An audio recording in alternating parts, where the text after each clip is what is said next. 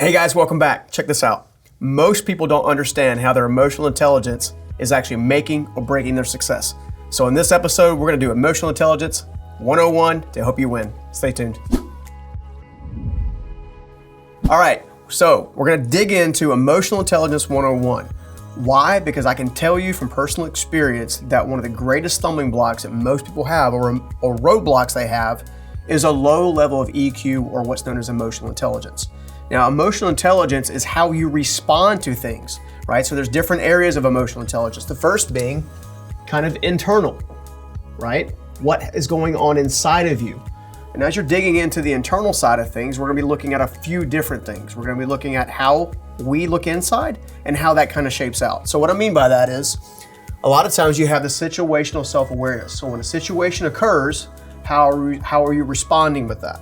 Now, a lot of times I like to look at it like on a scale of 1 to 10, right? 1 being completely unhealthy and 10 being completely healthy.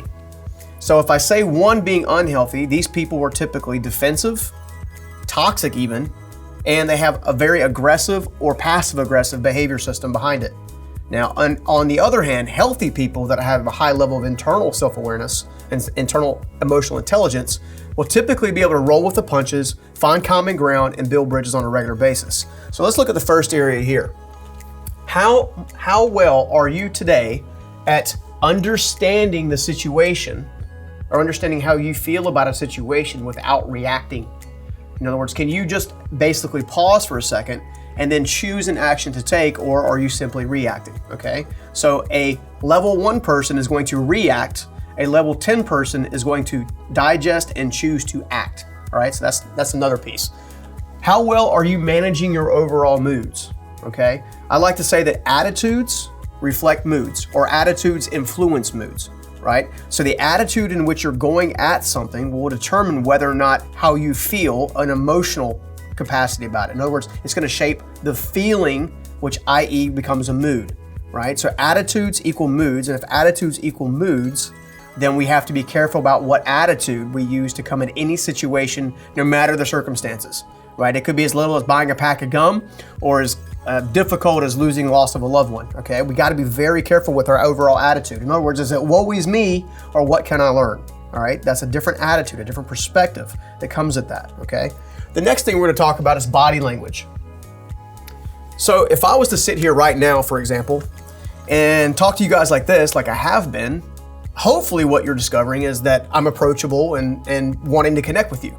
However, if I cross my arms and I have a stink face on, are you going to want to open up to me about your own thoughts and feelings and struggles and like, you see what I'm saying? It's going to be very difficult if your body language is sending off a negative symbol. I can say that from personal experience because I actually struggled with that particular item myself personally for a long time. I might actually be working at my desk and doing my thing, like do, and then someone says, "Hey, Steven," and I go with my stink eyes, right? And they literally, this is their response. I hit them with the stink eyes, and they go like this. Your body language plays a role in how you're actually involving yourself with other people, right? High levels of emotional intelligence would be aware. So now I have to be self-aware of my emotional intelligence by actually saying, "Hey, Steven," and going, "Just 1 second," or yeah, what's going on? You see the difference? For me going, "Why are you bothering me?" to, "All right, give me 1 second. Okay, cool. All right, what you got?" There's a big difference in the body language, okay? So you got to be really, really careful with your body language. The other thing is how you actually relate to yourself in the process of self-regulation, right? So when things are happening to you or around you or with you in the middle, how do you respond to those things, right? What is your ability to control your thoughts? Because as we talked about before, thoughts become actions, actions become behaviors, behaviors become routines, routines become results, right? We've talked about that several times. The ability to control your overall emotional state will determine your ability to actually win in pretty much every circumstance. So, how are you responding, right? Are you doing the stink eye face thing that I just did a second ago? Or are you being friendly? Are you being objective? Are you being open-minded? Are you listening? Okay? People with high levels of emotional intelligence are great listeners. People with low levels of emotional intelligence don't barely listen at all. And I'm proud to admit that I'm probably somewhere in the middle. I would call it maybe a 7. And my wife would probably say, no, you're probably closer to a 5. As most wives would, all right? It's important to understand where you are at any given time on your own level or bar graph so you can focus on what to improve, all right? When you look at it, what are the intentions you're going at, right? There's an old saying that we judge ourselves by our intentions where everybody else judges us by our actions. What I like to do with emotional intelligence is I'd like to put a forethought on what my intention is to make sure my intention matches my action, right? If your intention doesn't match your actions, then there's room for improvement, right? And nobody's perfect, so it's okay to actually have room to improve, right? People with low levels of emotional intelligence, unfortunately, think they have to give the presence like they know everything, otherwise somehow they're less valuable in others' eyes.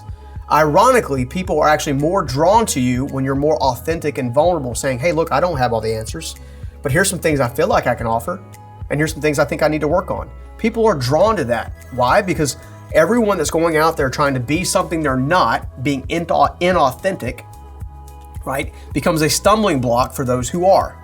So what you want to do is you want to set yourself up to make sure your intentions match your actions, okay? And again, we want to make sure that we stay away from negative attitudes, okay? So if I was to flip over here for just a second, because remember, we got a scale of 1 to 10, 1 being low, 10 being high, okay? You can see at the top, I have ability to understand, I have the ability to control my attitudes and my moods, I have the ability to control my body language, whereas below, as we go lower on the totem pole, I've got negative responsive, negative intentions, negative attitudes, okay? Why? Because attitudes always lead to thoughts, thoughts always lead to actions, actions lead to results, and the so on and so forth. It continues. We've talked about that several times. What you want to do is to become so self-aware that you can actually regulate yourself and where you're at in your emotional intelligence in that moment internally first, okay? Because if you can do that, then it makes it really easy to kind of maximize the other area, the second area, okay? The second area is basically the external you, okay? As you can see, if you take care of the inner you first, it's going to influence how you respond to other people. And again, we've got the same 1 to 10 now, okay? When I first started out on my own personal journey, I am not embarrassed at all to tell you that I was closer to over here, a 2 or 3 in my overall emotional intelligence. I was a horrible listener. I felt like I had to showboat or become arrogant to prove myself to other people. I felt like I was unseen, unheard, unvaluable. Why? Because I had a very traumatic upbringing, right? I had a lot of, and some would say even PTSD from time to time, right? But as you can see, we want to make sure that we're taking the time to regulate ourselves, and as we do, we then go to the other side, okay? There's an old saying, if you want to fix your relationships, you fix yourself first, right? So we're fixing yourself first here. Now we're going to start looking at other people, right? When you were actually engaging with other people at a high level on a scale of 1 to 10, you would have the ability to understand them. So we're going to write the word them here, okay? Whereas in the previous quadrant, it's understand yourself. Okay, that's where that self-awareness piece comes into play. So we have self and essentially others, okay? Attitudes and moods. How well can you understand someone else's attitudes and moods? The people that are the most emotional intelligent or have a high level of emotional intelligence, the one thing that they do better than anybody else is they have the ability to control themselves regardless of what else somebody else is doing. Okay, so let's assume that this person has a high level of emotional intelligence. We'll call it a 7, right? They're up there. They're a good listener and they have an ability to kind of manage conflict. Well, let's say this person's maybe a 3. Okay, they're over here where I was back in the day. Well, as you can see, when they go to communicate, what are we going to have? Ah, yes, conflict. Why? Because this person is about self and this person is about others. As you grow in emotional intelligence, so much of your emotional intelligence will come from whether or not you're focused on your own needs and own wants and own desires, or if you're able to watch what's happening in front of you to regulate it in such a way. So, high levels, ability to understand them, ability to understand others. High levels, the ability to manage yourself correctly as not to escalate a problem regardless of someone else's attitudes and moods, and the same thing with their body language. One of the things that I've learned along the way of becoming a life and business strategist specifically is to actually watch body language. When I'm sitting down with somebody, I'm actually watching whether or not their arms are crossed and stuff like this. And I'll be happy to share with you that a lot of people who say they want breakthrough, a lot of people who say they want transformation, a lot of people who say they want to go to the next level, most times don't, because when they come to sit down with you for the first time, they're like this with the whole crossed arm thing. So here's the trick, is to actually be able to understand where they're at and build a bridge on how to get there, okay? So I'll spend the first 20 to 30 minutes just getting to know them, getting to know where they came from, getting to know how their entire personality was shaped over time. And then they feel a sense of empathy, and that empathy draws out a sense of connection. The sense of connection then opens up the body language, and they go from this cross stuff to more of a relaxed position. Once they hit the relaxed position, I understand intuitively that now's the time to probably where I can actually have the opportunity to speak into their life and hopefully add a lot of value, okay? So, again, internal you, external you, relational awareness versus situational awareness. How are you acting, reacting, moods, emotions? How are you able to understand someone else's actions, attitudes, moods, and emotions? Does that make sense? Right, so we're gonna pay close attention again to the body language, okay? When you're trying to develop your emotional intelligence towards others, if I'm working with someone who's very angry and very frustrated and just literally the cussing person, right? I've been around several that obviously do a lot of cussing in the construction industry. That's their way of trying to manage control. Instead of matching their anger, their frustration and stuff like that, I'll actually pretty much stay like this. And I'll just consistently remind them, hey, I'm here to help you. What's going on? Look, I can totally understand where you've been, and I might give an example of where I can actually build a bridge and how I would feel the same way. And then I respond with feel, felt, found, okay? I understand how you feel. I have felt the same way, but let me tell you what I found, okay? It's my way of building a bridge to de-escalate the frustration, de-escalate the conflict. The mistake that we make so many times is we think because someone else is yelling at us, we should be yelling back at them. I will personally tell you that one of the most frustrating things for someone who's got a low level of emotional intelligence and doing all this angry outburst stuff is to see you calm. See you choosing to make a decision to act, react. Seeing you actually manage your moods and your attitudes. The first time it's gonna feel very uncomfortable for them. They're not gonna know what to do with themselves. However, if you continue on that progress, you'll see that they won't come at you that way anymore with that really big emotional outburst of problems, because they'll feel like they have an ally, right? So use feel, felt, found as a way to actually help you manage your emotional intelligence towards others, okay? So if you can continue working on managing your level, your main level here of yourself, and then be consciously aware of other people's behaviors, body languages, and everything like that, you're in good shape, okay? So language and then tempo. The last one is tonality. It kind of goes with tempo. I tend to talk pretty fast, okay? Our video folks would tell you I probably talk a mile a minute in some of our videos, so much so that we have to slow down some things from time to time. They gotta make me take 5-6 takes just to slow down. My natural tempo is fast.